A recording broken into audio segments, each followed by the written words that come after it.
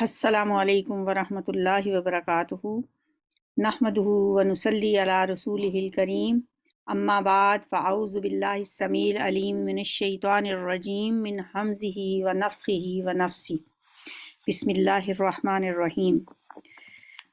پارہ نمبر 6 لا یحب اللہ الجہر۔ الحمدللہ 5 پارے ہم کر چکے ہیں۔ چھٹا پارہ ہے، سورہ نساء ہے، آیت نمبر 148۔ بسم اللہ الرحمن الرحیم۔ لا یحب اللہ الجہر بالسوء من القول الا من ظلم۔ اللہ اس کو پسند نہیں کرتا یا اس بات کو پسند نہیں کرتا کہ کوئی انسان بدگوئی پر زبان کھولے، برائی پر زبان کھولے، الا یہ کہ کسی پر ظلم کیا گیا ہو۔ یعنی ظلم کو جس کے اوپر ظلم کیا گیا ہے اسے یہ حق پہنچتا ہے کہ وہ ظالم کے خلاف آواز اٹھا سکتا ہے، اور اللہ سب کچھ سننے اور جاننے والا ہے۔ ان تبدو خیرن او تخفوہ او تعفو عن سوء فإن اللہ کان عفوا قدیرا۔ اگرچہ تمہیں برائی کا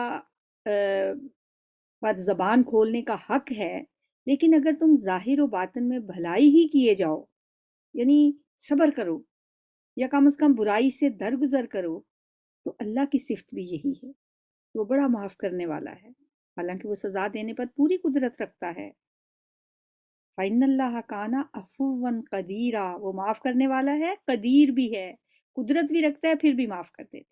یعنی اللہ کو یہ بات پسند ہے کہ تم معاف ہی کر دو، لیکن اگر تم پہ ظلم ہو رہا ہے اور تم اس کے خلاف آواز اٹھاتے ہو تو اس کا بھی تمہیں حق حاصل ہے۔ ان الذین یکفرون باللہ ورسلہ، جو لوگ اللہ اور اس کے رسولوں سے کفر کرتے ہیں اور چاہتے ہیں کہ اللہ اور اس کے رسولوں کے درمیان تفریق کریں، اور کہتے ہیں کہ ہم کسی کو مانیں گے کسی کو نہیں مانیں گے، اور کفر و ایمان کے بیچ میں ایک راہ نکالنے کا ارادہ رکھتے ہیں، وہ سب پکے کافر ہیں۔ یعنی ایسا ایمان تو اللہ کو پسند ہی نہیں، ایسے مسلم کہ جو دل کیا وہ مان لیا، جو نہ دل کیا وہ نہ مانا۔ پیچھے پڑھا تھا نا ہم نے، اسلام میں پورے کے پورے داخل ہو جاؤ، یہ نہیں کہ کسی کو مان لیا کسی کو نہ مانا، اور کفر اور ایمان کے درمیان کی راہ کوئی نہیں ہوتی، پھر ایسے لوگ پکے کافر ہیں، اور ایسے کافروں کے لیے ہم نے وہ سزا تیار کر رکھی ہے جو انہیں ذلیل و خوار کر دینے والی ہوگی۔ اولئک هم الکافرون حقا واعتدنا للکافرین عذابا مہینا، رسوا کرنے والی سزا۔ والذین آمنوا باللہ ورسلہ، اس کے خلاف جو لوگ اللہ اور اس کے رسول تمام رسولوں کو مانیں اور ان کے درمیان تفریق نہ کریں، انہیں ہم ضرور ان کے اجر عطا کریں گے، اور اللہ بڑا درگزر فرمانے والا اور رحم کرنے والا ہے۔ رکوع نمبر 2۔ یسألک اہل الکتاب، اے نبی صلی اللہ علیہ وسلم، یہ اہل کتاب اگر آج آپ سے مطالبہ کر رہے ہیں کہ آپ آسمان سے کوئی تحریر ان پر نازل کراؤ، تو اس سے بڑھ چڑھ کر مجرمانہ مطالبے یہ پہلے موسیٰ علیہ السلام سے کر چکے ہیں۔ ان سے تو انہوں نے کہا تھا کہ ہمیں اللہ دکھاؤ ظاہری طور پر، ہم اللہ کو دیکھنا چاہتے ہیں۔ فَقَالُوا أَرِنَا اللَّهَ جَهْرَةً فَأَخَذَتْكُمُ الصَّاعِقَةُ بِظُلْمِهِمْ، اور اسی سرکشی کی وجہ سے یکا یک ان پر بجلی ٹوٹ پڑی تھی، پھر انہوں نے بچڑے کو اپنا معبود بنا لیا، حالانکہ یہ کھلی کھلی نشانیاں دیکھ چکے تھے، اس پر بھی ہم نے ان سے درگزر کیا، معاف کیا۔ ہم نے موسیٰ علیہ السلام کو واضح فرمان عطا کیا، اور ان لوگوں پر طور کو اٹھا کر ان سے اس فرمان کی اطاعت کا عہد لیا۔ ہم نے انہیں حکم دیا کہ دروازے میں سجدہ ریز ہوتے ہوئے داخل ہونا، جو پیچھے ہم سورہ بقرہ میں بھی پڑھ کے آئے ہیں۔ ہم نے ان سے کہا کہ سب کا قانون نہ توڑو، اور اس پر ان سے پختہ عہد لیا۔ آخر کار ان کی عہد شکنی کی وجہ سے، اور اس وجہ سے کہ انہوں نے اللہ کی آیات کو جھٹلایا اور متعدد پیغمبروں کو ناحق قتل کیا، اور یہاں تک کہا کہ ہمارے دل غلافوں میں محفوظ ہیں، یعنی تم کچھ بھی کہو ہمارے دلوں پر تو اس کا کوئی اثر نہیں پڑ سکتا، ہمارے دل تو محفوظ ہیں۔ حالانکہ در حقیقت ان کی باطل پرستی کے سبب سے اللہ نے ان کے دلوں پر ٹھپا لگا دیا ہے، اور اسی وجہ سے یہ بہت کم ایمان لاتے ہیں۔ فَلَا يُؤْمِنُونَ إِلَّا قَلِيلًا، वबिकुफ्रिहिम वक़ौलिहिम अला मरियम बुहतानन अज़ीमा, फिर अपने कुफर में ये इतने भरे कि मरियम पर सख्त बहतान लगाया और ख़ुद कहा कि हमने मसीह ईसा इब्ने मरियम रसूलुल्लाह को कत्ल कर दिया है। यानी खुद एतराफ़ किया। जुर्रत मुजरमाना देखें इनकी कि रसूल को रसूल जानते थे और फिर इसके कत्ल का इक़दाम किया और फ़ख्रिया कहा कि हमने अल्लाह के रसूल को कत्ल कर दिया है। अस्तग़फ़िरुल्लाह। हालांकि फिल वाक़े उन्होंने ना तो उसको कत्ल किया, ना सलीब पे चढ़ाया। वमा क़तलूहु वमा सलबूहु वलाकिन शुब्बिह लहुम, बल्कि मामला उनके लिए मुश्तबह पकड़ दिया गया था। और जिन लोगों ने इसके बारे में इख्तलाफ किया है वो भी दरअसल शक में मुब्तला हैं। इनके पास इस मामले में कोई इल्म नहीं है, महज गुमान ही की पैरवी है। उन्होंने मसीह अलैहिस्सलाम को यकीनन कत्ल नहीं किया, बल्कि अल्लाह ने उसको अपनी तरफ उठा लिया। अल्लाह ज़बरदस्त ताकत रखने वाला और हकीम है, और अहले किताब में से कोई ऐसा नहीं होगा जो उसकी मौत से पहले उस पर ईमान ना ले आए। अब ये जो आयत है ना, व इम मिन अहलिल किताबी इल्ला लयुमिनन्न बिही क़ब्ल मौतिही, ये जो मौतिही की ही है ना, इसके दो मानी हो सकते हैं। उसकी मौत से पहले यानी ईसा अलैहिस्सलाम की मौत से पहले,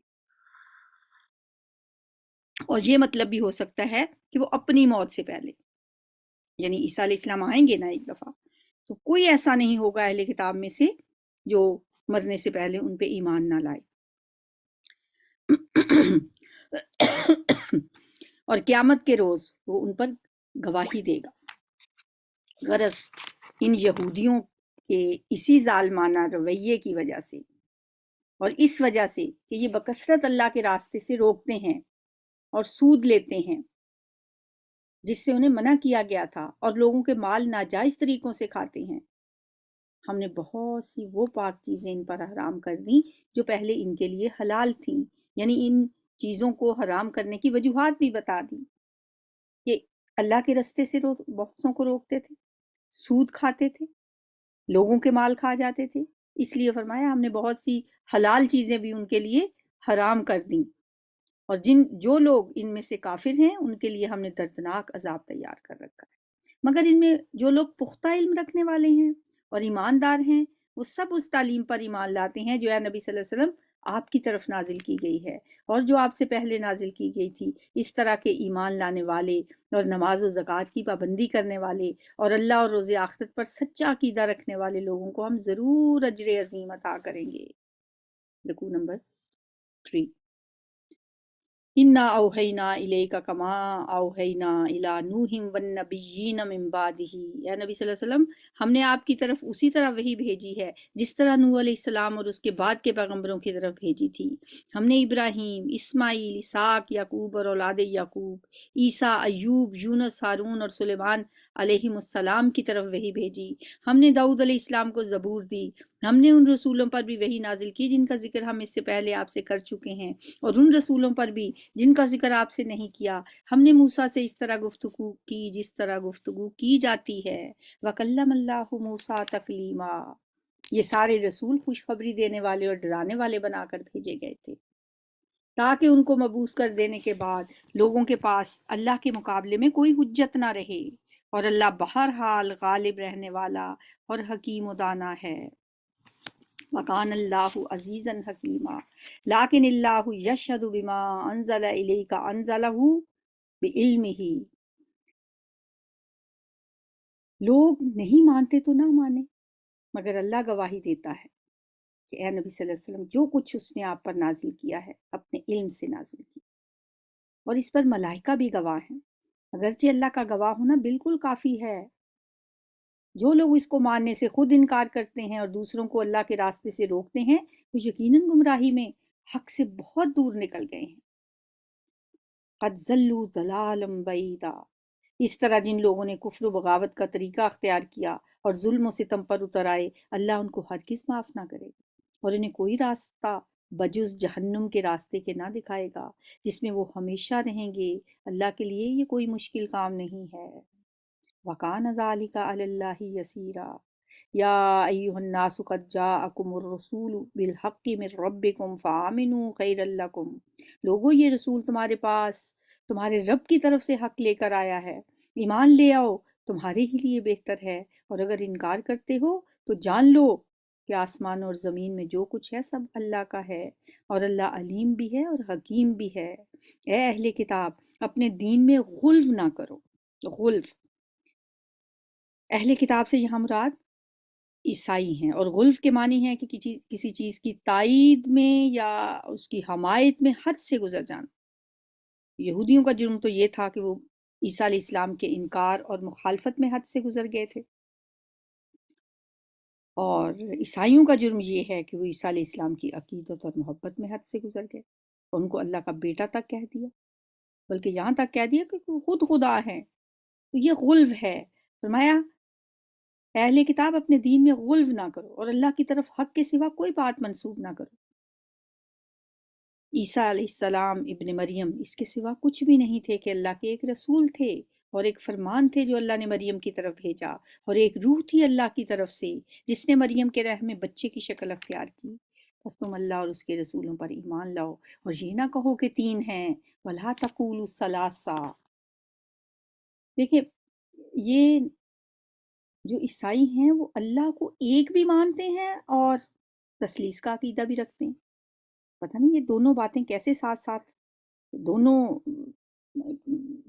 ایک ساتھ تو نہیں ہو سکتی، دونوں اپوزٹ باتیں ہیں۔ یا توحید ہوگی یا تثلیث ہوگی، لیکن یہ دونوں کو مانتے ہیں۔ میں باز آ جاؤ، انتہو خیر لکم، تمہارے لیے یہی بہتر ہے۔ اللہ تو بس ایک ہی خدا ہے، انما اللہ الہ واحد سبحانہ ان یکون لہ ولد، وہ پاک ہے اس سے کہ کوئی اس کا بیٹا ہو۔ زمین اور آسمانوں کی ساری چیزیں اس کے ملک میں ہیں اور ان کی کفالت و خبرگیری کے لیے بس وہی کافی ہے۔ رکوع نمبر 4۔ لن یستنکف المسیح ان یکون عبدا للہ، مسیح نے کبھی اس بات کو عیب نہیں سمجھا، عار نہیں سمجھا کہ وہ اللہ کا ایک بندہ ہے، اور نامقرب ترین فرشتے اس کو اپنے لیے عار سمجھتے ہیں۔ اگر کوئی اللہ کی بندگی کو اپنے لیے عار سمجھتا ہے اور تکبر کرتا ہے تو ایک وقت آئے گا جب اللہ سب کو گھیر کر اپنے سامنے حاضر کرے گا۔ اس وقت وہ لوگ جنہوں نے ایمان لا کر نیک طرز عمل اختیار کیا ہے اپنے اجر پورے پورے پائیں گے، اور اللہ اپنے فضل سے ان کو مزید اجر عطا فرمائے گا۔ اور جن لوگوں نے بندگی کو عار سمجھا اور تکبر کیا ان کو اللہ دردناک سزا دے گا۔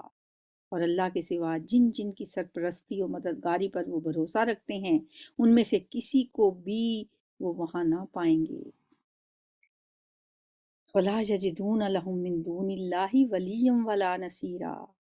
یا ایھا الناس قد جاءکم برہان من ربکم، لوگوں تمہارے رب کی طرف سے تمہارے پاس دلیل روشن آ گئی ہے، اور ہم نے تمہاری طرف ایسی روشنی بھیج دی ہے جو تمہیں صاف صاف راستہ دکھانے والی ہے۔ اب جو لوگ اللہ کی بات مان لیں گے اور اس کی پناہ ڈھونڈیں گے ان کو اللہ اپنی رحمت اور اپنے فضل و کرم کے دامن میں لے لے گا اور اپنی طرف آنے کا سیدھا رستہ ان کو دکھا دے گا۔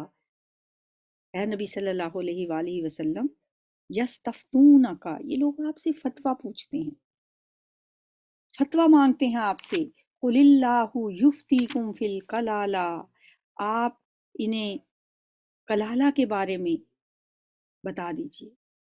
یہ آپ سے کلالہ کے معاملے میں فتویٰ پوچھتے ہیں، آپ ان سے کہو اللہ تمہیں فتویٰ دیتا ہے۔ یفتیکم فی الکلالہ، کلالہ کہا جاتا ہے اس شخص کو جس کے ماں باپ بھی نہ ہوں اور اولاد بھی نہ ہو۔ اب اس کے بارے میں بتایا جا رہا ہے، ان امرؤ ہلک لیس لہ ولد، اگر کوئی شخص بے اولاد مر جائے اور اس کی ایک بہن ہو تو وہ اس کے ترکے میں سے نصف حصہ پائے گی۔ اب وہ فتویٰ بتایا جا رہا ہے جو لوگ فتویٰ پوچھتے ہیں کہ اس کے بارے اس کی وراثت کا کیا ہوگا، اور اگر بہن بے اولاد مرے تو بھائی اس کا وارث ہوگا۔ اگر میت کی وارث دو بہنیں ہوں تو وہ ترکے میں سے دو تہائی کی حقدار ہوں گی، اور اگر کئی بھائی بہنیں ہوں تو عورتوں کا ایک حصہ اور مردوں کا کے دو حصے ہوں گے۔ اللہ تمہارے احکام کی وضاحت کرتا ہے۔ یبین اللہ لکم ان تضلوا، تاکہ تم بھٹکنے نہ پاؤ۔ واللہ بکل شیء علیم، اور اللہ ہر چیز کا علم رکھتا ہے۔ سورۃ المائدہ، 16 رکوع ہیں، 120 آیات ہیں۔ بسم اللہ الرحمن الرحیم۔ یا ایھا الذین آمنوا اوفوا بالعقود، اے ایمان والو بندشوں کی پوری پابندی کرو۔ یعنی عہدوں کی، وعدوں کی، بندشوں کی پوری پوری پابندی کرو، حدود و قیود کی پابندی کرو جو تم پہ عائد کی گئی ہیں۔ تمہارے لیے مویشی کی قسم کے سب جانور حلال کر دیے گئے، بہیمۃ الانعام الا ما یتلی علیکم غیر محل الصید وانتم حرم ان اللہ یحکم ما یرید، سوائے ان کے جو آگے چل کر تمہیں بتائے جائیں گے، لیکن احرام کی حالت میں شکار کو اپنے لیے حلال نہ کر لو، بے شک اللہ جو چاہتا ہے حکم دیتا ہے۔ انعام جو ہوتے ہیں، انعام کہا جاتا ہے ان مویشی جانوروں کو جو کہ گوشت نہیں کھاتے، حیوانی غذا کی بجائے نباتی غذا کھاتے ہیں، جیسے گائے، بھیڑ، بکری، اونٹ وغیرہ۔ تو فرمایا یہ سب اللہ نے تم پہ حلال کر دی ہیں، لیکن جب احرام کی حالت میں ہو پھر خشکی کا شکار تمہارے لیے حلال نہیں ہے۔ اے لوگو جو ایمان لائے ہو، خدا پرستی کی نشانیوں کو بے حرمت نہ کرو۔ خدا پرستی کی نشانیاں کیا ہوتی ہیں؟ شاعر اللہ، شاعر اللہ کہا جاتا ہے نشانیوں کو، وہ نشانی شاعر اللہ کہلاتی ہے جو کہ کسی بھی مسلک یا عقیدے کی نمائندگی کرتی ہو، وہ اس کا شعار کہلائے گی، کیونکہ وہ اس کے لیے ایک علامت کا کام دیتی ہے۔ جیسے ہوتا ہے نا کہ قربان گاہیں، گرجے، صلیب، یہ مسیحیت، عیسائیت کے شعار ہیں، اور چوٹی باندھنا سر پہ، زنار، مندر وغیرہ یہ برہمنوں کے شعار ہیں، اور کیس، کڑا، کرپان وغیرہ یہ سکھ مذہب کے شعار ہیں۔ تو اسی طرح ہم مسلمانوں کے بھی شعار ہیں، اذان ہے، کعبہ ہے، جو مطلب خدا پرستی کی علامات جو ہیں نا وہ شعار کہلاتی ہیں، شاعر اللہ۔ قربانی کے جانور ہیں، اے ایمان والو لا تحلوا شعائر اللہ، اے ایمان والو شاعر اللہ کی بے حرمتی نہ کرو، حرام مہینوں میں سے کسی کو حلال نہ کر لو، قربانی کے جانوروں پر دستاندازی نہ کرو، ان جانوروں پر ہاتھ نہ ڈالو جن کی گردنوں میں نظر خداوندی کی علامت کے طور پر پٹے پڑے ہوئے ہوں، یہ بھی ظاہر شعائر اللہ میں سے ہیں۔ نہ ان لوگوں کو چھیڑو جو اپنے رب کے فضل اور اس کی خوشنودی کی تلاش میں کعبہ کی طرف جا رہے ہوں، ہاں جب احرام کی حالت ختم ہو جائے تو تم شکار کر سکتے ہو۔ اور دیکھو ایک گروہ نے جو تمہارے لیے مسجد حرام کا رستہ بند کر دیا ہے، تو اس پر تمہارا غصہ تمہیں اتنا مشتعل نہ کر دے کہ تم بھی ان کے مقابلے میں ناجائز زیادتیاں کرنے لگو۔ جیسے اہل مکہ نے مسلمانوں کو نکال دیا کعبہ سے، اللہ کا گھر ان کے لیے غیر ہو گیا، 6 سال تک مسلمان عمرہ نہیں کر سکے، اللہ کے گھر میں داخل نہیں ہو سکے، اور جب 6 سال کے بعد بھی عمرے کے لیے گئے تو انہیں مکہ میں داخل نہیں ہونے دیا گیا، صلح حدیبیہ ہو گئی، واپس آ گئے مسلمان اس سال عمرہ کیے بغیر۔ تو فرمایا ان باتوں سے غصے میں آ کر تم اتنے غصے میں نہ آ جاؤ ان تعتدوا کہ تم بھی زیادتی کرنے لگو، نہیں، جو کام نیکی اور خدا ترسی کی ہیں ان میں سب سے تعاون کرو، اور جو گناہ اور زیادتی کے کام ہیں ان میں کسی سے تعاون نہ کرو، اللہ سے ڈرو، اس کی سزا بہت سخت ہے، اتقوا اللہ ان اللہ شدید العقاب، حرمت علیکم المیتۃ والدم ولحم الخنزیر، تم پر حرام کیا گیا ہے مردار، خون، سور کا گوشت، وہ جانور جو خدا کے سوا کسی اور کے نام پر ذبح کیا گیا ہو، وہ جو گلا گھٹ کر یا چوٹ کھا کر یا بلندی سے گر کر یا ٹکر کھا کر مرا ہو، یا جسے کسی درندے نے پھاڑا ہو سوائے اس کے جسے تم نے زندہ پا کر ذبح کر لیا ہو، اور وہ جو کسی آستانے پر ذبح کیا گیا ہو، نیز یہ بھی تمہارے لیے ناجائز ہے کہ پانسوں کے ذریعے سے اپنی قسمت معلوم کرو، یہ سب چیزیں تمہارے لیے حرام ہیں، یہ سب افعال فسق ہیں۔ آج کافروں کو تمہارے دین کی طرف سے پوری مایوسی ہو چکی ہے، لہٰذا تم ان سے نہ ڈرو بلکہ مجھ سے ڈرو۔ الیوم یئس الذین کفروا من دینکم فلا تخشوہم واخشونی، ان سے نہ ڈرو، مجھ سے ڈرو۔ الیوم اکملت لکم دینکم واتممت علیکم نعمتی ورضیت لکم الاسلام دینا۔ آج کے دن میں نے تمہارے دین کو تمہارے لیے مکمل کر دیا ہے اور اپنی نعمت تم پر تمام کر دی ہے، اور تمہارے لیے اسلام کو دین کی حیثیت سے قبول کر لیا۔ لہٰذا حلال و حرام کی جو قیود تم پر عائد کر دی گئی ہیں ان کی پابندی کرو۔ البتہ جو شخص بھوک سے مجبور ہو کر ان میں سے کوئی چیز کھا لے، یہ جو اوپر جن چیزوں کا ذکر کیا گیا جو حرام چیزیں ہیں، اگر کوئی اس حالت میں ہو کہ جان جانے کا خطرہ ہے اور مجبور ہو کر ان میں سے کوئی چیز کھا لے بغیر اس کے کہ گناہ کی طرف اس کا میلان ہو، تو بے شک اللہ معاف کرنے والا ہے اور رحم فرمانے والا ہے۔ لوگ پوچھتے ہیں کہ ان کے لیے کیا حلال کیا گیا ہے۔ یسألونک ماذا احل لہم، کہو تمہارے لیے ساری پاک چیزیں حلال کر دی گئی ہیں، اور جن شکاری جانوروں کو تم نے سدھایا ہو، جن کو اللہ کے دیے ہوئے علم کی بنا پر تم شکار کی تعلیم دیا کرتے ہو، وہ جس جانور کو تمہارے لیے پکڑ رکھیں اس کو بھی تم کھا سکتے ہو، یعنی وہ جانور جن کو تم نے شکار کے لیے ٹرینڈ کیا ہوا ہے۔ اب وہ ٹرینڈ جانور جب کسی شکار کو پکڑیں گے، ان کو تم نے اللہ کا نام لے کر چھوڑا تھا، اب وہ خود نہیں کھائیں گے اس میں سے، تو وہ تمہارے لیے حلال ہوگا، البتہ اس پر اللہ کا نام لے لو، یعنی جب اس جانور کو چھوڑو تو اللہ کا نام لے کے چھوڑو، پھر وہ جو بھی پکڑیں گے وہ تمہارے لیے حلال ہے۔ جانور کو چھوڑتے وقت بسم اللہ کہہ لو، اور اللہ کا قانون توڑنے سے ڈرو، اللہ کو حساب لیتے دیر نہیں لگتی، ان اللہ سریع الحساب۔ الیوم احل لکم الطیبات، آج تمہارے لیے ساری پاک چیزیں حلال کر دی گئی ہیں۔ اہل کتاب کا کھانا تمہارے لیے حلال ہے، اور تمہارا کھانا ان کے لیے، اور پاک دامن عورتیں بھی تمہارے لیے حلال ہیں، خواہ وہ اہل ایمان کے گروہ سے ہوں یا ان قوموں میں سے جن کو تم سے پہلے کتاب دی گئی تھی۔ شرط یہ ہے کہ تم ان کے مہر ادا کر کے نکاح میں ان کے محافظ بنو، نہ یہ کہ آزاد شہوت رانی کرنے لگو یا چوری چھپے آشنائیاں کرو، اور جو کسی نے ایمان کی روش پر چلنے سے انکار کیا تو اس کا سارا کارنامہ زندگی ضائع ہو جائے گا اور وہ آخرت میں دیوالیہ ہوگا۔ رکوع نمبر 6۔ یا ایہا الذین آمنوا اذا قمتم الی الصلاۃ فاغسلوا وجوہکم، یہ وضو کے فرائض بیان کیے جا رہے ہیں۔ اے ایمان والو، جب تم نماز کے لیے اٹھو تو چاہیے کہ اپنے منہ اور ہاتھ کوہنیوں تک دھو لو، یہ فرائض ہیں، منہ دھونا، ہاتھ کوہنیوں تک یعنی ہاتھ اور بازو دھونا، سروں پر ہاتھ پھیر لو، سر کا مسح کرنا، اور پاؤں ٹخنوں تک دھو لیا کرو اور پاؤں دھونا، یہ 4 فرائض ہیں وضو کے۔ اگر جنابت کی حالت میں ہو تو نہا کر پاک ہو جاؤ، اگر بیمار ہو یا سفر کی حالت میں ہو، یا تم میں سے کوئی شخص رفع حاجت کر کے آئے، یا تم نے عورتوں کو ہاتھ لگایا ہو اور پانی نہ ملے، پاک مٹی سے کام لو، بس اس پر ہاتھ مار کر اپنے منہ اور ہاتھوں پر پھیر لیا کرو۔ یہ تیمم کا طریقہ ہے کہ پاک مٹی پہ ہاتھ پھیرا، بسم اللہ پر، ہاتھوں پہ کوہنیوں تک اور منہ پہ ہاتھ پھیر لیا تو تیمم ہو گیا۔ اللہ تعالیٰ تم پر زندگی تنگ نہیں کرنا چاہتا۔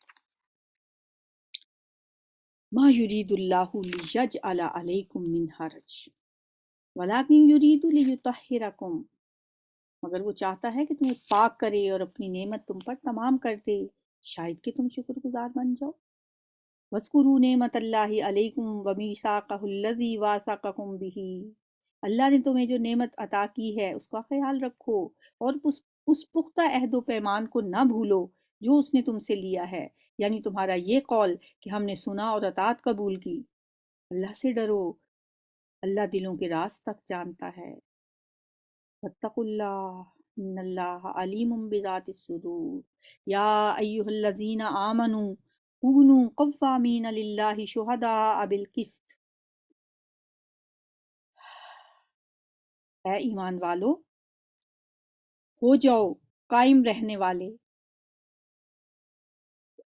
راستی پر قائم رہنے والے اور انصاف کی گواہی دینے والے۔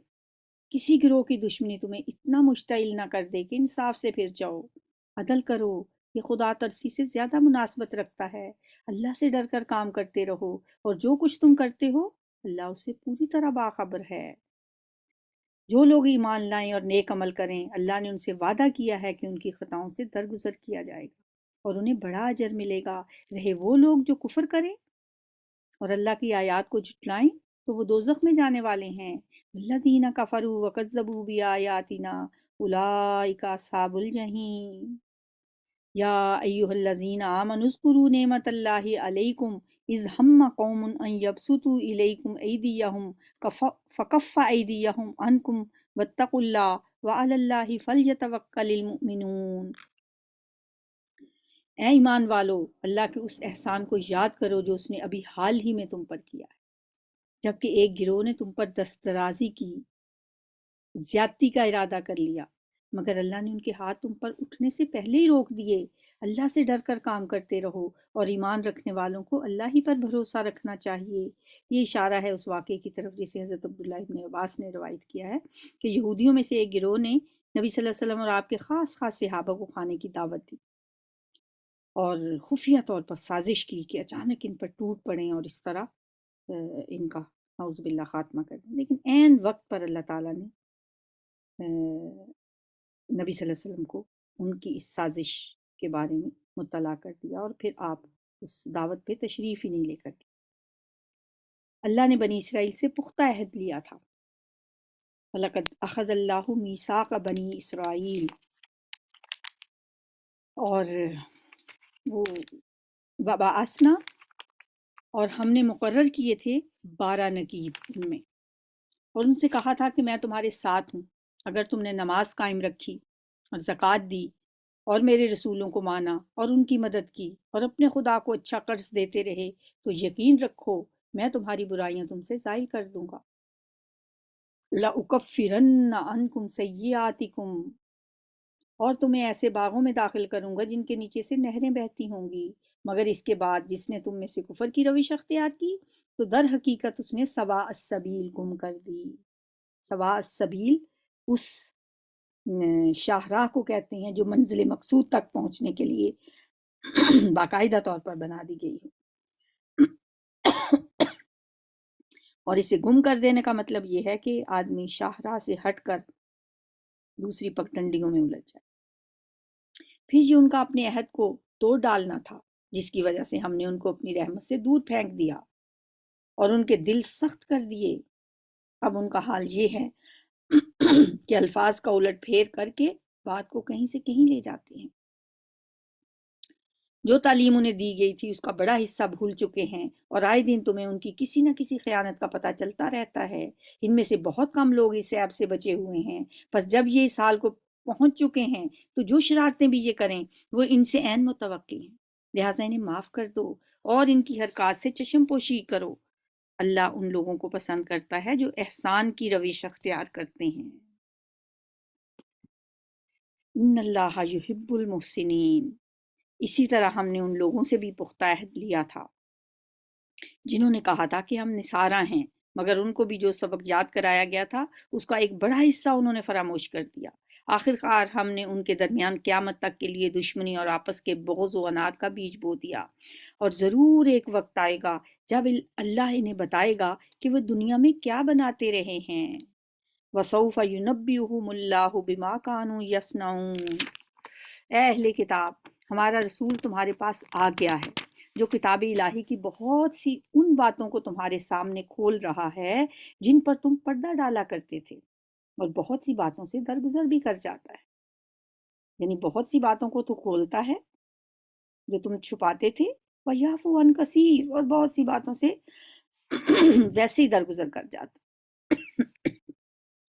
یعنی تمہاری بعض چوریاں، خیانتیں لوگوں کے سامنے کھول دیتا ہے جن کا کھولنا دین حق کو قائم کرنے کے لیے ضروری ہے، اور بعض سے چشم پوشی اختیار کر لیتا ہے جن کے کھولنے کی کوئی ضرورت نہیں ہے۔ تمہارے پاس اللہ کی طرف سے روشنی آ گئی ہے، قَدْ جَاءَكُم مِّنَ اللَّهِ نُورٌ وَكِتَابٌ مُّبِينٌ، اور ایک ایسی حق نما کتاب جس کے ذریعے سے اللہ تعالیٰ ان لوگوں کو جو اس کی رضا کے طالب ہیں سلامتی کے راستے، سلامتی کے طریقے بتاتا ہے، اور اپنے اذن سے ان کو اندھیروں سے نکال کر اجالے کی طرف لاتا ہے اور راہ راست کی طرف ان کی رہنمائی کرتا ہے۔ وَيَهْدِيهِمْ إِلَىٰ صِرَاطٍ مُّسْتَقِيمٍ۔